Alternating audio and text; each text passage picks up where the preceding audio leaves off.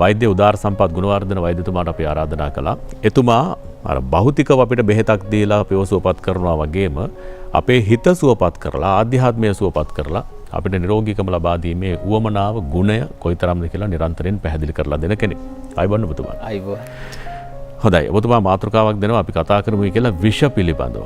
මේ මාතෘකාව දුන්නු ගමන් මට මතක් වුණේ අර සුභාෂිත කාව්‍යයේ තියෙන ලස්සන කවිය. මදුරුවන්ගේ හැම තුඩගේ විස තියෙනවා. එතකොට විෂ සර්පයන්ගේ තියෙනවා දලෙහි විෂ තියෙනවා. ගෝනුස්ස වගේ සත්තුන්ගේ වල්ගේ විස තියෙනවා. නපුරු දුදනන්ගේ සියෝලංගේ හිම විසය. ඒ නිසා මේ විස කොතනද තියෙන්නේ නේද? අර අපිට බාහිරින් විසක් ඇතුල් වුණොත් එහෙම මේ විස නසන්න විවිධාකාරයේ ක්‍රම තියෙනවා. නමුත් අපි ළඟ ඇති වෙන විස නසන්නේ මොකෙන්ද? විසට විසක් දීලා හරියන්නේ නැහැ. මොකක්ද අපි කරන්නේ? ඒක ගැන අපි ටිකක් කතා කරමු. හොඳයි. මට කියන්නකෝ මොනවද මේ ඔබතුමා සඳහන් කරන මේ විස කියලා කියන්නේ? දැන් විස කිව්වට පස්සේ අපිට ගොඩක් පැති ගන්නාවක් තියෙනවා. එකක් තමයි අපිට මේ බාහිරින් එකතු වෙන විස. අපි දන්නවා ආහාර වලින් වෙන්න පුළුවන්, දුමෙන් වෙන්න පුළුවන්. ඒ වගේ බාහිරින් එකතු වෙන විස. අපි වැඩියෙන්ම අද බලන්නේ අපි බාහිරින් එකතු වෙන විසට වඩා අභ්‍යන්තරයෙන් අපේ ඇඟ ඇතුළෙන්ම අපිට එකතු වෙන විස. කොහොමද අපි දැන් නොදැනුවත්වම අපේ ඇඟ ඇතුළට අපේ හිත තුළින් විස එකතු වෙන්නේ කියලා තමයි අපි බලන්න යන්නේ. මේක දැනගත්තට පස්සේ මේක ගැන අවබෝධයක් ලැබුණට පස්සේ අපිට ගොඩක් ජීවිතේ පහසු වෙනවා. අපිට අපි අනිත් අයට චෝදනා කරන්න ඉස්සෙල්ලා අපි හඳුනා ගන්න ඕන අපි තුලින් ඇති වෙන විස. එවිට අපිට ඒක පාලනය කරන්න පුළුවන් වෙනවා. දැන් විෂට නම් දෙන්න පුළුවන්නේ වෛද්‍යතුමනි එක එක විදිහට. හිතේ විසට අපි මොනවද කියන්නේ? හිතේ විස කියලා කියන්නේ මොකක්ද? කොහොමද අර්ථ දක්වන්නේ? ඔව් හිතේ විස කියන එක අපිට සරලව අපිට නැවතිලා බැලුවොත් අපිට පේනවා හිතේ විස කියන්නේ එකක් තමයි අතීතය ගැන අපි හිත ඉන්නවා ගොඩක් වෙලාවට. අතීතයේ අපෙන් වෙච්ච වැරදි අඩුපාඩු ගැන අපේ පරීක්ෂණවලදී අපි කරපු සමීක්ෂණවලදී බොහෝ දෙනා අතීතයේ වෙච්ච වැරදි අඩුපාඩු ගැන හිත ඉන්නවා. එවිට සිත තුළ විසක් ඇති වෙනවා. ඒ කියන්නේ අපි විස කියලා භාවිතා කරන මේ ටොක්සික් කියන එක, ටොක්සින් කියන එක ඇති වෙනවා. මොකද අපි බොහෝ විට අපිට අතීතයේ කරන්න බැරි වෙච්ච ඒවා, අපේ අතීතයේ වෙච්ච අඩුපාඩු, වැරදි අඩුපාඩු ගැන හිත ඉන්නවා. ඒ ගැන දුක් වෙනවා. දැන් මෙතනදී අපි එක හැරවුම් ලක්ෂයක් ගන්න ඕන. ඒක තමයි ලෝකේ වැරදි අඩුපාඩු නැති කවුරුවත් නැහැ. මේ දක්වා වැරදි අඩුපාඩු තියෙනව නේද? අපි ධර්මය අනුව ගත්තොත් රහතන් වහන්සේ නමක් ඒ වගේ ඉහළට ගිය තත්වයකට පෙර වැරදි අඩුපාඩු තියෙනවා. ඒක නිසා අපේ තියෙන වැරදි අඩුපාඩු මේ වෙසක් මාසේ අපිට පුළුවන් නම් හඳුනාගෙන අපි මේ වැරදි අඩුපාඩු එතනින් තියලා ඒ ගැන හිත හිතින් නැතුව වෙනස් වෙන්න පුළුවන් නම් එතන තමයි අපේ අර වෙනස් වීම පටන් ගන්නෙ. සාමාන්‍යයෙන් අර ඉරිසියාව, ක්‍රෝධය, වෛරය, මාන්නය මෙන්න මේ දේවල් ගත්තත් එක්තරා විදිහකින් හිත ඇතුලේ තියෙන මහා විස ගොඩක් නේද? අර නපුරු දුදනා ඇතුලේ තියෙන දේවල් වෙන්න පුළුවන්. අපි අර කාව්‍යයේ සඳහන් කළා වගේ. දැන් එහෙම තිබුණයි කියමුකෝ අපි කොහොමද මේ දේවල් ඉවත් කරගන්නේ? දැන් ඔබ අර සඳහන් කරපු විසම කොහොමද අපි අපෙන් ඉවත් කරගන්නේ? මේක තමයි අපි පුරුදු පුහුණු කරන්න ඕන.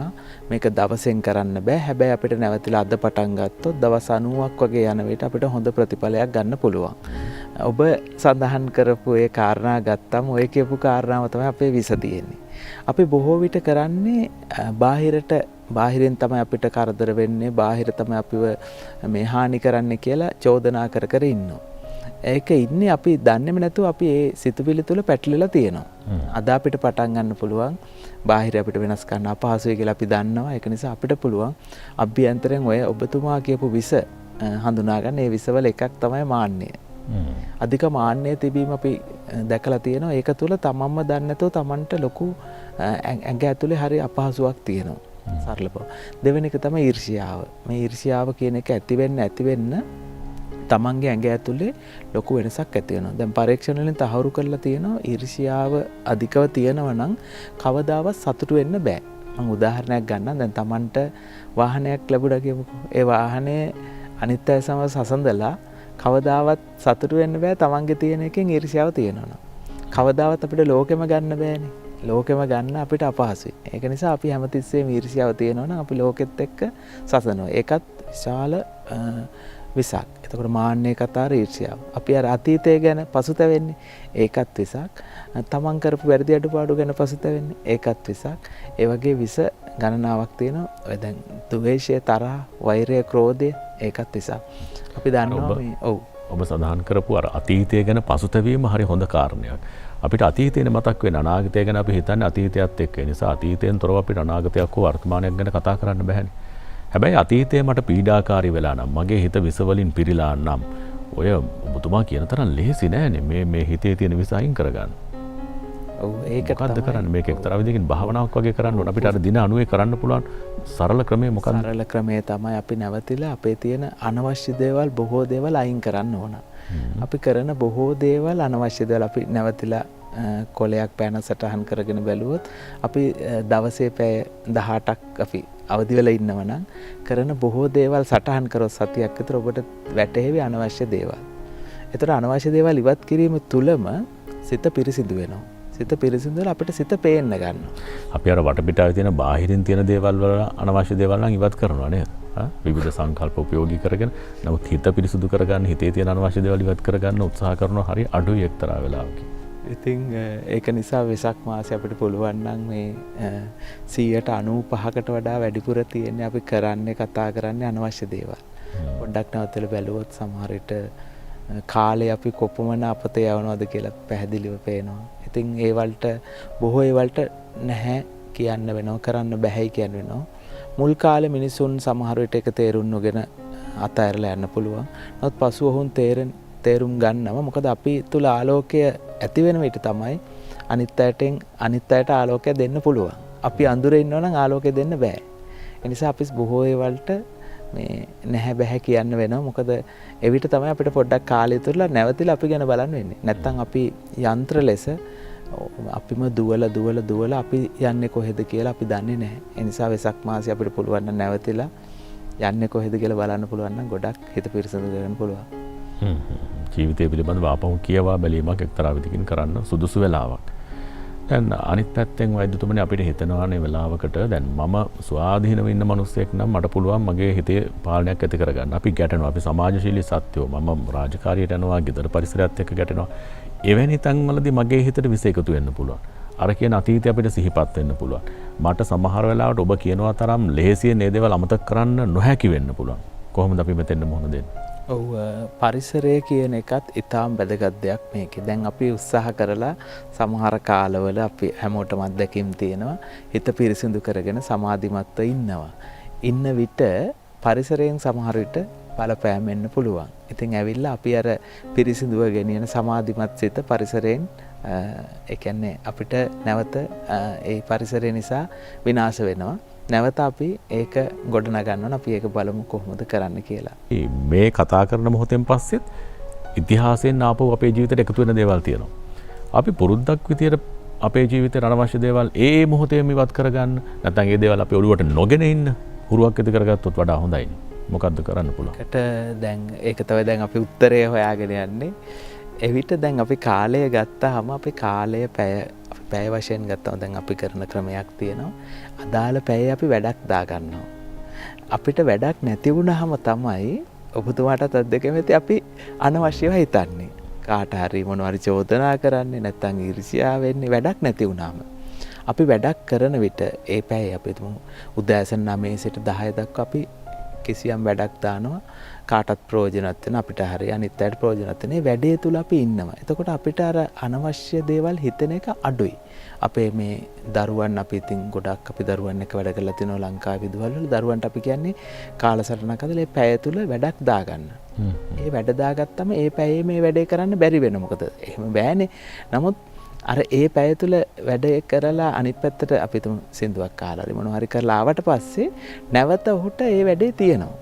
එවිට ඔහුට වැඩක් තියෙනවා. ඉතින් පළවෙනි දේ තමයි පැයකට ඒ හැම පැයකම වැඩක් දාගන්න. හිත දූෂණය කරන කාරණා හිතට එකතු වෙනවා නම් ඔබ යෝජනා කරනවා අපිට හැම මොහොතකම වැඩක් දාගන්න කියන කතාවයි අපිට කී හිටියේ. මොන වගේ වැඩක්ද දාගන්න හොඳ? ඒක තමන්ට ප්‍රයෝජන දැන් ඉගෙන ගන්න දරුවා නම් ඉගෙන ගන්න වැඩක්. අපි නම් අපිට අදාළ අපේ ව්‍යාපාර වෙන්න පුළුවන් නැත්නම් අපේ පෞද්ගලික දියුණුව වෙන්න පුළුවන්. ඒ දියුණුවට අදාළ කාර්යයක් දාගන්නවා. ඔබ දැන් මේක සාමාන්‍යයෙන් සතියක් දෙකක් කරන විට අපිට ඒ අදාළ පැයේ අපිට වැඩක් තියෙනවා. එවිට අපි අනවශ්‍ය දේවල් වලට යන ප්‍රමාණය අඩුයි. ඒක කායිකව තමයි මුලින් කරන්න ඕන. පසුව මේක හුරු වුණාට පස්සේ මානසිකව හුරු වෙනවා.